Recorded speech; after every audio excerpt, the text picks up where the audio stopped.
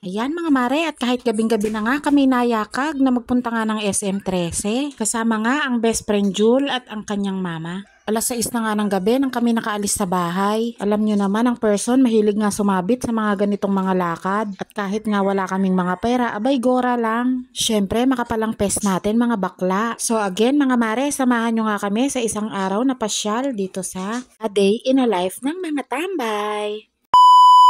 What's up mga mare? So isang araw nga na naman ng kwentong tambay ang ibabahagi ko sa inyo mga mare. Maaga nga akong nagising ngayong araw ng linggo dahil nga ako'y maglalaba. Ang aming ama nga ay nagkikrave ng pinapaitan nga daw, kaya ayan, nagluto nga ang bakla. Kagigising ko nga lang dyan at isinasabay ko na nga rin ng pagkakape mga kumare. Wala nga tayong magagawa, hindi tayo pwedeng tatamad-tamad dahil wala namang ibang magluluto nito kundi ako lang din. Dahil hindi nga alam lutuin ng papa ang pinapaitang baka, so ako nga ang magluluto nga raw nito. So ano pa nga bang magagawa ko? Nakabili na nga siya ng rekado at napakuluan na nga rin yung karne. Kaya igogor ako na nga ito mga bakla.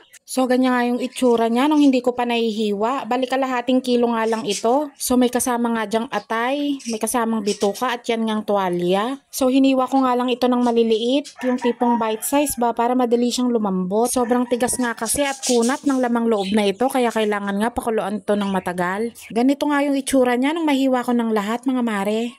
Ginisa ko nga lang ang bawang sibuyas at luya at pagkatapos nilagay ko na nga ang karne. Gigisahin ko nga ito hanggang sa magmantika.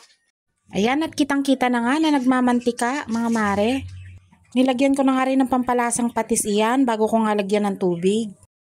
Ayan, at sinabawan ko nga ng hanggang leeg mga mare para naman dumami. Pagkatapos ko na nga takpan, ay pressure cook nga natin yan mga up to 20 minutes. So ayan, after 20 minutes nga, ipinatay ko na nga rin ang apoy mga mare. Nang mabuksan ko nga, inilagay ko na nga rin ang beef cubes pampadagdag ng lasa. At ayan nga, at amoy pa nga lang ay pagkasarap-sarap na. Pagkatapos ko nga mga kaluto, ay kumain na nga rin kami. Dito nga kami sa labas nag-setup ng lamesa dahil napakainit nga sa loob. Sobrang init na nga ng panahon ngayon mga mare. Buti nga't medyo maaliwalas dito sa may harap ng bahay. At kahit papano, meron kaming napupwestohang medyo malamig na lugar.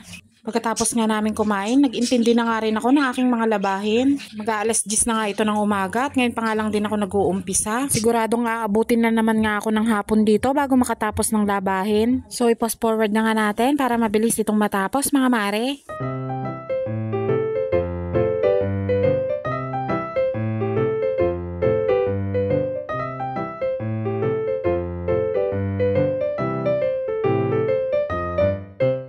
So ayan, alas 3 na nga ng hapon nang ako'y matapos maglaba mga mare. At nangaligo na nga rin ako. Maya-maya nga ay nagiwa nga ang papa ng singkamas. Masarap nga ito isawsaw sa bagoong. Kaya to dalamon na nga na naman ng person. Luto ko nga itong bagoong na to fresh. Kaya hindi nga siya masyadong maalat. Para ka nga lang kumakain ng hipon na maliliit. So bagay na bagay nga siyang sausawan ng singkamas mga mare. Pagtingin ko nga sa lamesa, abay maraming pangang natira. Kaya nga naghiwa pa ako ng ilang piraso. At dinalhan ko nga yung aking mga kumare na nagsuswimming dun sa kabila. So extended day nga ito na birthday celebration ng aking kumaring Rona. Kaya ayan nga, at nagsuswimming nga sila. Niyayakag nga rin ako na mag-swimming daw, kaso nga katatapos ko palang naglaba. Tsaka nakaligo na kasi ako, kaya nga hindi na nga ako tumalbog dyan. At tignan nyo naman ang madam ko, enjoy na enjoy nga sa paliligo, sa portable pool. At may pasayaw-sayaw pa nga. So dito nga muna ako nagtambay, at ano pa nga bang gagawin? Eh di ang magtagay.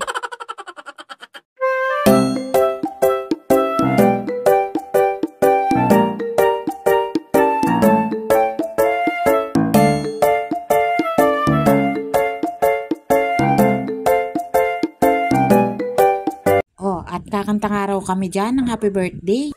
Wala pa. Birthday to you!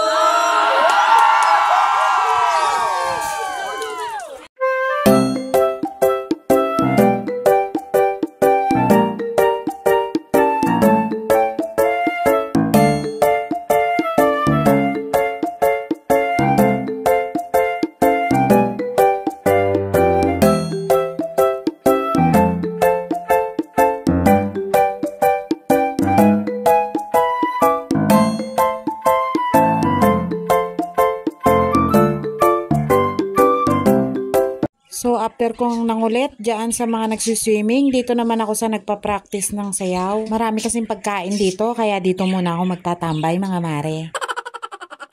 So hala, sige, simulan na nga ang pagpa-practice ng sayaw.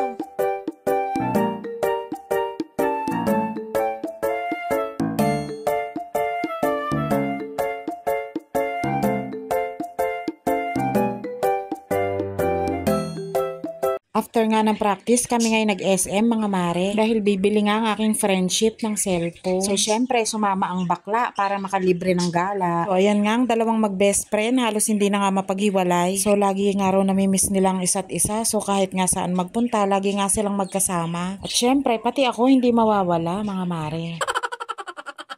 So ayan, at binidyo ko na nga rin yung taga Green Tab mga mare kung saan kami bumili ng cellphone. Sila nga po pala yung nag-assist sa amin para kami makakuha ng unit. Maraming salamat po. So after nga namin kumuha ng unit, abay nag-Watson nga kami mga mare. At kahit nga walang pera ang bakla, ang lakas ng loob na pumasok dito sa Watson.